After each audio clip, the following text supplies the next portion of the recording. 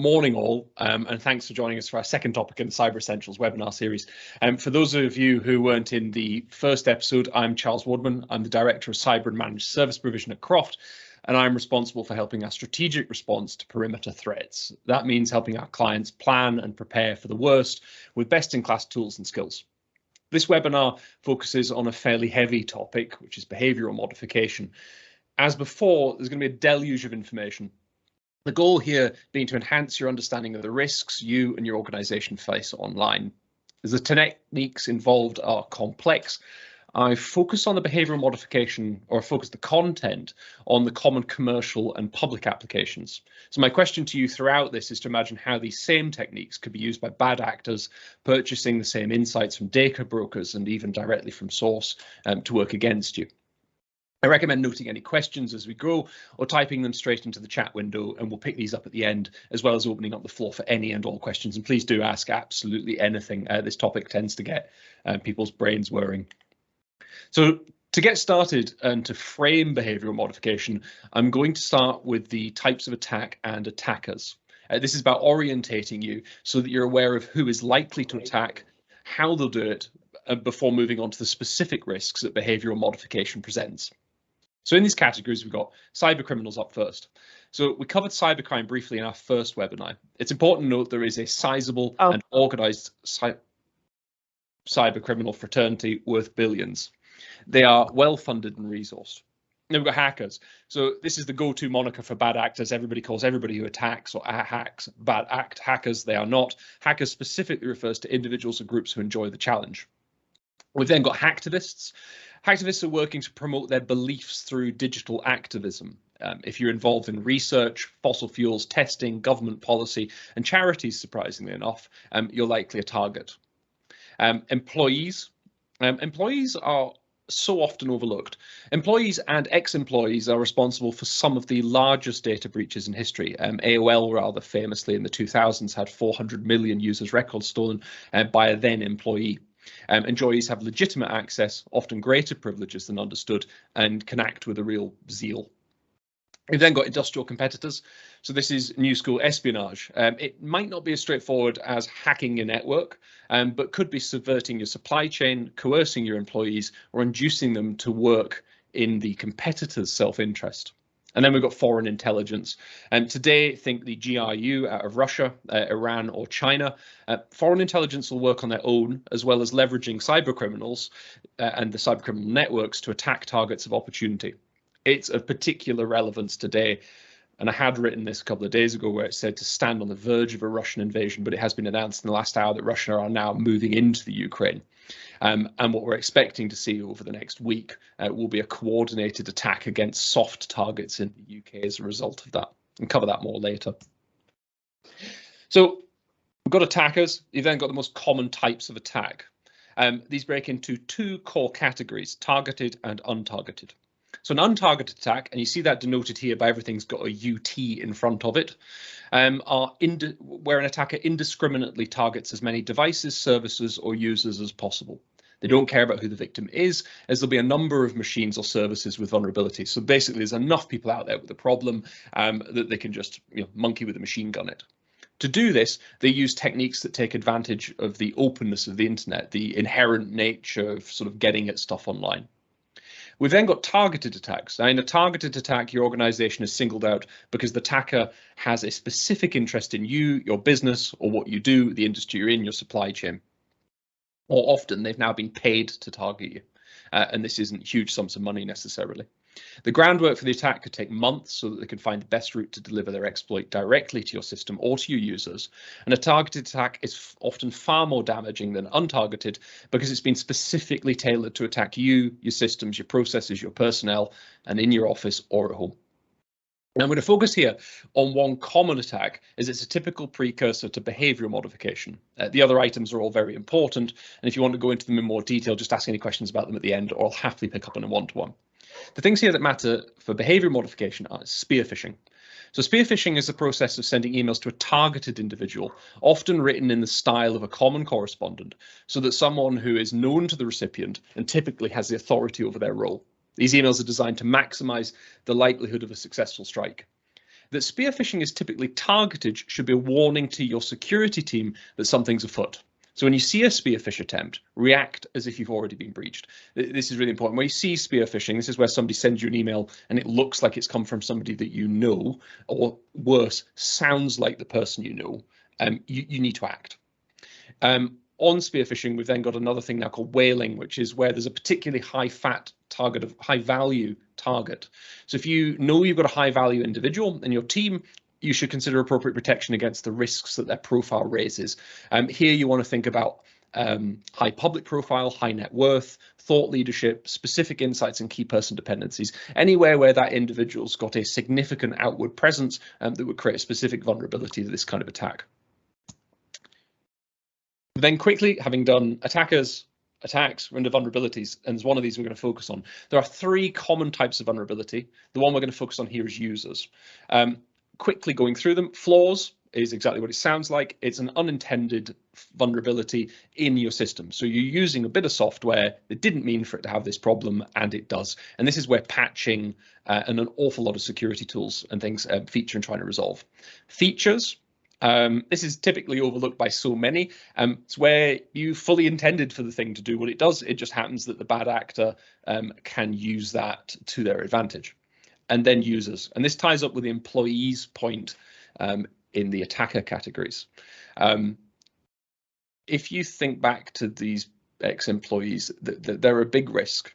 And how big a risk? Your users have legitimate access to your systems. Typically, businesses don't have much board level awareness of who's got access to what. They just assume it's in control, and you can be quite vulnerable to this. And this is where behavioral modification finds itself. So let's quick whiz through those pieces. Let's talk about behavioral modification specifically now. So what is it and why does it matter? So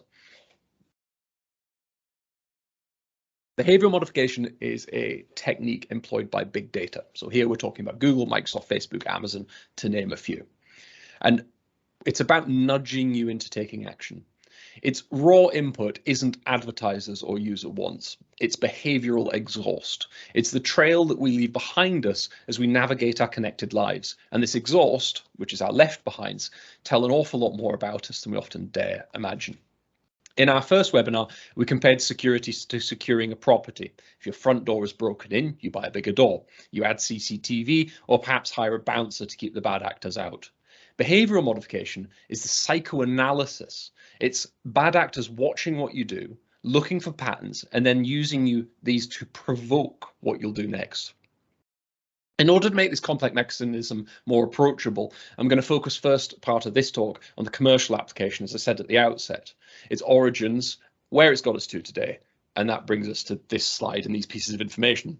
So behavioral modification is born out of a single moment when an engineer called Amit Patel, working at Google in 2002, observed that 40 minutes after the hour, there were 5 spikes globally in Google search looking to find out who 1970s TV star Carol Brady and what her maiden name was. Now, this is an unusual search result. Why are people looking for this reasonably obscure piece of information? Carol Brady's not particularly significant or important. What's going on? Now, they noticed that the search occurred after the airing of Who Wants to Be a Millionaire. Now, Who Wants to Be a Millionaire was screening on the hour around the globe as it went. It turned out that as the host posed the question, who is Carol Brady's, or what is Carol Brady's maiden name, we all picked up our phones and devices and we Googled the answer. This eureka moment told us that they could predict the future. If they knew enough, so they knew the questions in advance, they could predict the questions we would ask, which means they could line up the answers. And it led to a profound shift in the knowledge economy, creating an unprecedented demand for behavioral data or signals intelligence. So the more data Google could get about you or mine, the better they could predict your next move. The more questions they knew on Who Wants to Be a Millionaire, the more likely they'd be ready for the questions that you're going to ask next. This then twinned with the creation of the click-through advertising model, accelerates the demand for data exhaust, behavioral surplus, because it allows us to modify behavior. So better predictions in behavior would lead to higher click-through rates. Higher click-through rates would lead to higher revenues and an increased investment in the capturing of behavioral data. So what we see there, and you see this at home, is where you've got Nest, Alexa, and Google Home appearing in your houses, heavily subsidized ways of gathering up where you are, what you ask for, what you're doing, what you shop. It's down to the removal of the headphone jack. By using Bluetooth headphones, we give away data information on what we're listening to, when we pause it, what volume we listen to, and other bits of information on the device. And the HDMI port on televisions quickly became it's called digital arc, and it gathers up what you're watching, when you pause, when you change the channel, etc. And using all of this information, then rolling it up with Android Pay and Apple Pay, which is where you're spending, where you are when you're spending it, how much you spend, how frequently you spend, creates this massive wealth of data exhaust. And by using all of that intelligence, you become very predictable. It's important to note that this isn't about placing an advert in front of you, but rather you in front of content designed to trigger a purchase. It's a subtle but important distinction when considering how bad actors would use these same techniques to exploit knowledge about you, your team, and your business in order to achieve their own goals. So behavioral modification is exploiting confirmation bias. It's an incredibly important facet of human behavior and very relevant for when you're navigating the internet. At each turn, the internet's responding to what it knows about you, and it produces a version of itself that's most likely to achieve whatever that goal is. So a healthy dose of cynicism here is key to online security. If what you see is engaging you, and the easiest way to determine that is whether it's driving your emotional state in any way, step back. Now I break this down into 3 pieces. Because confirmation bias, so this is where we imagine that everybody's like us. As a result, we find it difficult to accept how predictable we are, as the information that we give out is either surely just the same as everybody else, or I'm not that unique. A simple exercise here, if you're ever interested in doing it, and do give this a blast, to remind you actually of how different we all are, is to close your eyes and ask friends around you to imagine slicing a lemon.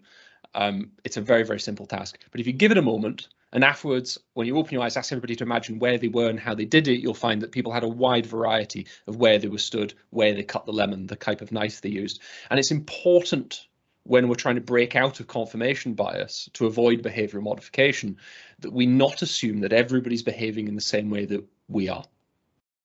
Exploiting that assumption of similarity and confirmation leave us badly exposed to behavioral modification, and our protection against this is rooted in our ability to be objectively critical of what we're being presented with.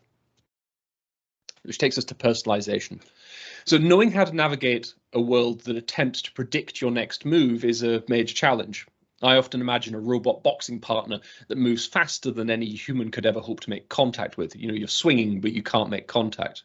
It'd be enormously frustrating. The challenge that is being presented is, how do you trust a system that's designed to exploit you? And that's made worse knowing that you're inclined to accept what you see, particularly if it reinforces your perception, your commonly held views, because that's confirming your own biases, and that's very satisfying. So what we see from Spotify, news outlets, and Netflix to Google and Facebook, each time we load a page, an automation, it's called robotic advertising, identifies who we are, whether or not you're logged in. It's very, very easy to predict who somebody is. There's a wonderful experiment online that demonstrates that on a blank page, just the way that you move your mouse and interact with your PC is adequate to identify likely your gender and your broad age within a decade. So having done that, it's going to run an auction, often with thousands of bidders, to decide what content and supporting advertisements should be presented, all done within fractions of a second. And it's important here, it isn't just the adverts that are being curated, it's the content as well. Now, I've got 2 examples of how personalization works. At the gym, I'd avoid skipping dance music. Subsequently, Spotify decides that I love dance cue music, cue months of David Guetta and Skrillex. No problem with either, but it's not going to be the only type of music I want to listen to. It's a good example of what I think of as benign personalization. David Guetta might be making money from listens he'd not have had otherwise, but beyond this, I can't see any obvious harm beyond a frustrating lack of variety. What's more insidious is when third parties take data from the likes of Amazon and Google and use it to manipulate us. A good example of this is some research done by Edinburgh University into what Home Office were doing. So the Home Office essentially were buying behavioural data from Amazon on our shopping habits, what we check out with, what we buy, how frequently, and triggering, and there's a simplistic example here. They basically is a direct quote. They basically scooped it up so that if you bought candles or matches, these would be used to target you with audio adverts over the radio, Amazon Alexa, etc., with fire safety tips. So you buy the candles when you're out, you come home, and your Alexa starts giving you fire safety advice. These kind of interventions in your life, if they're not flagged and you're not aware of them, are enormously problematic. How do we respond to this ever-present contortion? Because protecting and arming ourselves against these commercial and public prompts is essential to understanding how to respond to bad actor threats using the same techniques. So how do you respond to this? I have some 4 steps. And I actually talk to my kids about this, and occasionally do talks in schools where we talk about this. So the first thing is to know what you're at, know what you asked. This might seem obvious, but it's important to ask your own questions. Google might auto-predict your question from 2 characters typed into a window, but be sure that the posed question is what you want answered. I did this with somebody yesterday, actually, who typed in 1 character, and Google had predicted everything that was about to be asked. That should be alarming. Consider that if Google's asking the question and is the source of the answer, it's unlikely to be unbiased. And this applies equally to phone calls from your bank, courier, or IT support company. Did you ask for support? How did you know there's a problem? And if you didn't ask, be critical and ask for proof. One of the most common points of failure in penetration testing users is during an attack to ring up the cyber support team and gain further access by exploiting the perception they are there to help, where in fact you're the bad actor. So create the illusion of attack, ring up, pretend that you're going to help solve the attack, and then get into the network that way. The second one is to look for contradiction. This screenshot on the right here is great. So the world's full of contradiction. Unlike my Spotify release radar circa 2018, thank you, David Guetta, all that dance music reduces me to a single taste. So where's the challenge? I mentioned that I'd come back to the toxic personalization. So that screenshot I mentioned just there is an anonymized search result from Google. Now I ran this, and I'm sorry for the contentious subject. It was during COVID, and I was trying to objectively demonstrate an issue to a friend of mine. But what you're seeing is if you can completely anonymize yourself online, you should see contradictory information. So the top results, and this is me typing in the Swedish death rate September 2020. And as you'll see, the top result, Sweden's high death toll linked to mild flu, and immediately underneath, Sweden now has one of Europe's lowest COVID-19 death rates. It's a pretty grim subject, but it demonstrates just how far-reaching personalization and behavioral modification is. If when I search for something, typically I'm going to get a result right down to this kind of detail that's going to reinforce what I expect to see. How can I possibly be safe online? And the answer is simple. If you don't see contradictory information like this, because people don't always agree, the stats don't always line up, then you're probably seeing a version of the world that's been curated specifically for you.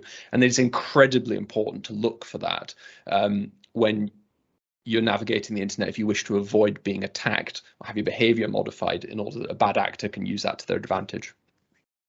My third point is to step back. If your interaction online triggers an emotional response, it's likely designed to do so.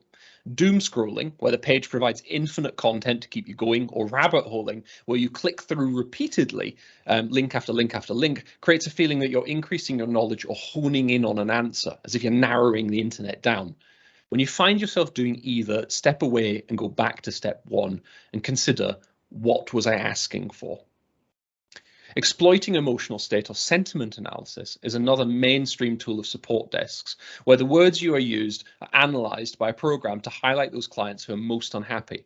So if you're sending angry messages to a support desk, the computer will work out that you're using angry words and flag to a manager you really should jump in and deal with this.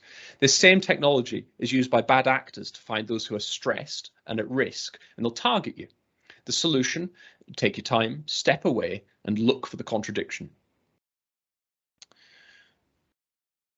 Step 4 is to remember that the internet is a tool, and most software is a tool. All digital services are tools, and I recommend thinking of them as such. If they evolve from tools into an integral part of your life, they're unfairly leveraging you, unless you understand the exchange being made. Bad actors will provide free tools online in the same way that others provide free weather and torch apps to hoover up your usage data. Consider that the tool and the effort that went into making it and what the objective is. If you can't find the objective, so why they made it, what they're getting in exchange for giving it to it, then consider whether it's worth going ahead and downloading it. So what I'm doing here now is we're getting really into the behavioral modification piece. So below are 3 recent examples of behavioral modification, 2 legal, 1 not. Google Maps is an obvious example. So Google Maps can be used to move people around in the real world. If you know you've got traffic coming up, if Google tells you to avoid the traffic jam by going another route, you don't ask a question, you simply go that way. But if Google routed all the traffic via that other route, they'd simply move the traffic jam. So they in fact send different groups of people in different places.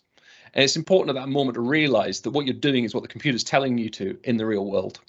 This led to an interesting thought experiment. So Google's parent company Alphabet owns another company called Niantic.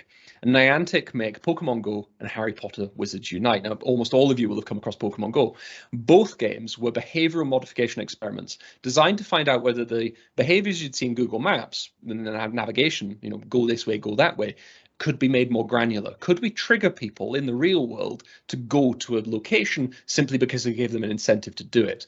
And using the other information we're now mining about people's behaviors, from their bedroom temperature because of their thermostat, down to whether they're in or out of the house, everything they buy, everything they look at online, everything that they listen to, and everything that they do on their TV. Could we use that information in order to trigger them to go to M&S, go to Tesco's, go down to Halfords and buy something? Now, I'd planned at this point on spending more time on examples like this of behavioral modification, but actually, a fantastic example just this week came up. It was a new start posted on LinkedIn, got a message from the MD and asked them to buy some ad vouchers. And this led to a phenomenal fraud. And this Ali on the far left here, I'm going to talk about. Now, his full name is Ali Ayad. Now, he took his 90,000 followers on a ride. He used LinkedIn, created a profile for himself, a web builder and Zoom, and he embarked on some fairly epic job phishing. Ali created a company in 2020 and he embarked on this elaborate scam. He hired dozens of people who he convinced to work for free for up to 6 months to produce design work. He had a convincing web page with 42 main brands, including Tony and Guy, Tate and Nike, all of whom had never heard of him. He created numerous LinkedIn profiles, not just for himself, but for some team members. And people would be they'd be brought on board and they'd turn up to their introductory Zoom call and there'd be 40 team members logged in. But some of those team members were completely fake. They had active email accounts and LinkedIn profiles, but the names were made up and the headshots belonged to other people. Amongst those faked were the managing director, who was in fact a beehive maker from Prague, and the graphic designer, who was a generic model from Getty Images. Neither party had any idea that their images were posted online and had been used. Now, I've actually seen this firsthand, where a client of ours had their finance director's image ranking as a top 10 result on Bing when you search for finance director in image search. Now, this seems harmless enough, but soon enough, proposals and other documents began to circulate with his face as the finance director for companies that he'd never heard of. Imagine the stream of images that you've uploaded to the public internet and those private searches of services where you have little idea of the safety of that data, and consider what could be done with those insights and with those photographs and those pieces of yourself that you've given away. We've seen massive attacks focused on retrieving personal data. The misconception is the data is the valuable item, as opposed to the profile that you can build up with that data. A good example of this is in 2016, Adult Friend Finder, which had 412 million accounts, which had accumulated over 20 years, lost all that data. It included sexual preferences, historic partners, and more. Another party who lost 340 million records of data was Exactis. Exactis were Cambridge Analytica's major competitor, and they lost name, address, phone number, interests, habits, number of children, along with their ages and genders, plus other information, including whether you smoked and whether you adhere to a particular religion. Looking for behavioral modification is about identifying lead behaviors, fake photos, fake voices, fake faces, because these are easy to create now. And it's the data that powers them and the warning signs of this data in use that we need to look for to protect ourselves online. I particularly like this piece about the mad bird, the fake agency, as it goes to show the lengths that bad actors will go to. In this case, Ali, photographed in the image on the right, had staff convinced that he'd featured in GQ magazine as a model for Massimo Dutti. The irony being here that we all seen photoshopped images, but we don't look with that critical eye to go, really, does this all add up? So in cybercrime, there's a correct tendency to focus on harmful deepfakes and the crimes committed particularly against women using stolen imagery. But it's important to demonstrate that the tools that facilitate these crimes also enable bad actors to create elaborate and convincing lies, and they are not always hackers. Ali perpetrated a crime against a wide variety of people and has still to this day got away with it, despite it now being featured in the BBC News this week. If tech companies can tell you what to buy and where to eat and how to get there, then creating a false perception of value guarantees that you'll come back for more. So top tips here. Limit the risk. This is perhaps the most obvious. It's a recurring theme across the cybersecurity piece. Understand what you have, what the value of that data or function is, and protect it. Where possible, invest in security for resilience, which is standing up to an attack, redundancy, which is what you do if you're breached and need to recover, and training to make sure that users are minimizing risks wherever possible. Simple things like avoiding cookie consent. I've shown a few people this, but if you check out, and I'm sorry to pick on them, but What Hi-Fi, and instead of hitting I accept all your cookies, hit no, I don't, show me your partners, you'll find an endless list of privacy policies and companies that are gathering up your information simply by viewing that webpage. Be careful on social media. Marketing agencies are a good example of this. They make a great target as they deal with public profiles, but do it for a living. And they live online, which makes them a good target for behavioural modification. If you can convince them what they're doing is the right thing and it's in your interests, then you've won without having to break into anything. The second point is to understand the transaction. Again, I say this to everybody that I meet where I can do. If you're purchasing a service, it's important you understand what you're being given in exchange for what's received. Now, this seems obvious because we all assume you pay for something and you get it. But when things are free, it's less obvious. So you assume that you've understood the foundations of the economy, but this leads cyber criminals to take advantage of us. If you're used to getting things that you perceive as free or paid for by advertising, you're more likely to interact with similar false value offers, i.e. download breach apps. Ask yourself what you're giving in exchange for what you're receiving. If it's not obvious, dig a little. Dig into the LinkedIn profile, ask questions. If you can't see in the privacy policy of the app what exactly it's going to take from you in exchange to make it free, then just say no. There's many a good examples of tools like this that are easily exploited by bad actors. The free torch and weather apps that gather information on the other apps you use and what you do in them to free cybersecurity tools that actually breach your device. An easy example of this is personality surveys. Who's going to be your best match? What's your celebrity name? What animal would you be? And consider what you gave away freely in that quiz in order to just find out some arbitrary piece of information at the end. Very, very important to understand the transaction that you're engaging with when you're doing stuff online. Think of it as what you would do in the real world. You'd do that online as well. Third is objective criticism. I've mentioned before that an open and objective culture is vital for successful cyber defense. As behavioral modification stems from a deep understanding of an individual, it's all the more important that colleagues feel empowered to speak up about mistakes and failures. If they can't do this, it's unlikely they'll be able to give or receive objective criticism and raise the vital doubts required to spot an emergent attack.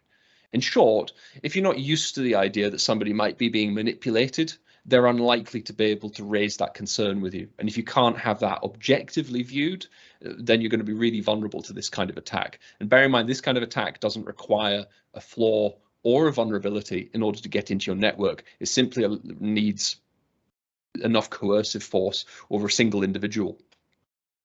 And then the fourth, zero trust. It's a sledgehammer to crack this nut. It's a little contentious in the industry sometimes, and it's the topic of our next webinar, episode 3. The principles of zero trust, though, are simple. Act as if you're always in breach, give as little access to as few as possible, and verify everything that happens, however obvious. Effectively, be a cynic. Even as ambition, it's worth aiming for. It develops the correct mindset, and it will give you the confidence to move through the internet. Now, I said at the beginning of this webinar that I'd focus on the commercial and public applications of behavioural modification and leave it to you to imagine how those same tools and techniques, paired with the massive amounts of personal data stolen, can work against you.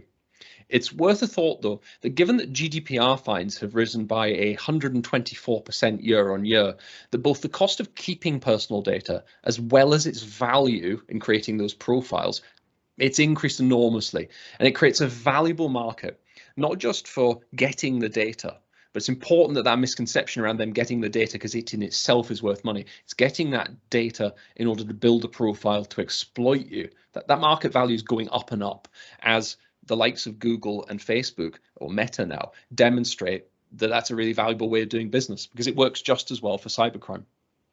The value of personal data is far more than reselling your email address. It's about building a profile with that stolen data, as I keep saying, that's going to allow people to manipulate your behavior with ease once you're on the hook, and keep you hooked for weeks, months, or longer. Taking your data, building profiles of who you are, and spreading like a virus across your business relationships and network.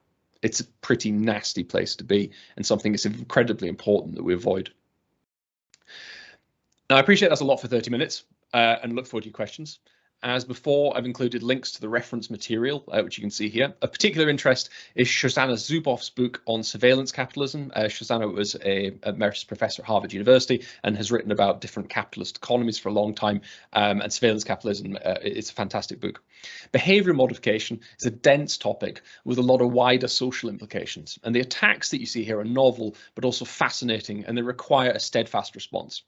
In these talks, I'm aiming to give you as much as I can do in as short a time as possible, and hope off the back of this to trigger the questions and the behaviours of those questions that allow you to move more confidently through the internet. That's me finished talking. Do type any questions that you've got into the chat window, or by all means unmute, switch your video on, and come forward and ask. I appreciate there was a lot in there, but hope you've got questions.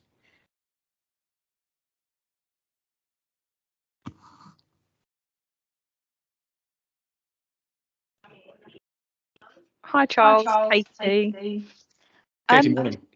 Morning. I've got a question. So, as an employer, how do we protect our employees against exploitation using these techniques, and in doing so, protect our business?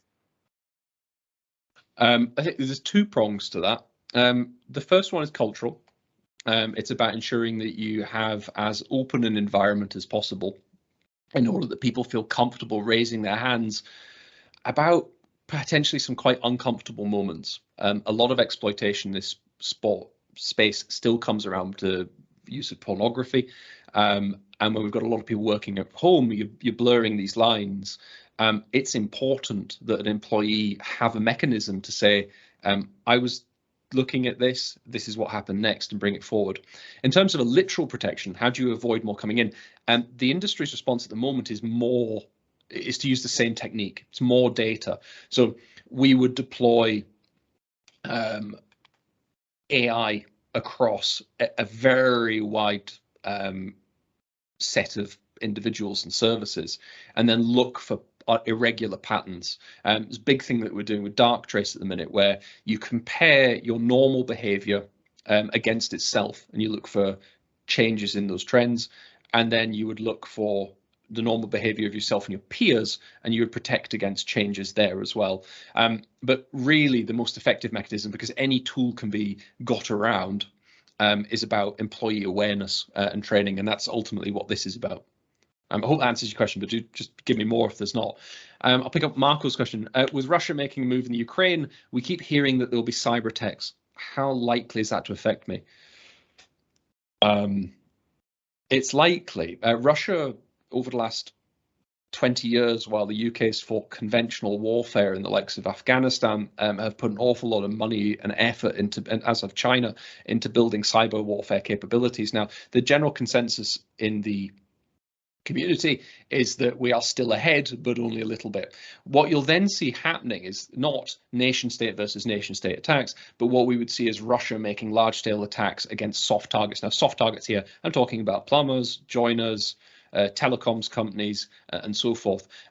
There's a speculation the attack against Vodafone Portugal a couple of weeks ago, where I think it was 3 days Vodafone Portugal had 5 million users without internet connectivity, was a precursor attack. So we would see massive attacks across lots of targets, and it's going to depend on the kind of sanctions and response that happens. It's never been more important, in truth, to lock up what you're doing and be cynical of what you're doing online. Again, Marco, if that doesn't cover anything, just do let me know. Yasmin, pick up on your question. It must be really difficult to know if someone's being coerced. How do we protect against it? That's a big question. This is sort of a community piece, because we're all being coerced. I'm generalizing here online anyway by the likes of Google, Meta, etc. My example there, you can't Google something. Daily Mail is one of my pet hates. You load the Daily Mail up, and as the page loads, it contorts the news to suit what it thinks you're going to want to see to trigger behavior. So you're already being coerced. It goes back to those techniques. Be critical. So if somebody says your LinkedIn profile, or they're selling you a service and they claim that they're amazing, do some due diligence. Check into them. Are they really who they say they are? And look, do exactly what you would do with a new date or a potential partner. Ask around, find out a bit more about them. Don't move too quickly. And it's using behaviors that we're all really familiar with. Things we would do in the real world, and just doing them online. And I suppose that's probably the best advice I can give there is, how do you know if somebody's being coerced? Or the same way you would do it if somebody was coercing them in real life. The key thing is to have a good relationship with them so that they can bring it to your attention. Yasmin, fire more of that at me by all means. Holly, is there anything I can do to keep myself safe from manipulation online? It's much the same question again, or much the same point. Remove personalization where you can do, because if your day-to-day interaction with the internet involves behavioral modification anyway, you're less likely to spot it when it's being used against you. So if you can remove personalization, if you can log out of services, don't consent to cookies, then you're more likely to get used to seeing contradictory information, to be more critical of the places where you're taking information from, and sort of building up that resilience to your behavior online. If, by contrast, what you do is you get all of your information through a feed which is designed specifically to keep you happy and engaged with it, then it's unlikely you will notice a bad actor coming in and using those same techniques, potentially within that news feed, in order to exploit you. It really is here about real world behaviors. Be critical, be objective, and if needs be cynical. And they're the principles for zero trust. Don't trust what you see online in the same way that you wouldn't trust a stranger. Is anybody else? Thank you, Holly. Anybody, anything else? Any other questions off the back of that? And please do, come forward and ask absolutely anything at all. I appreciate this is pretty wide ranging.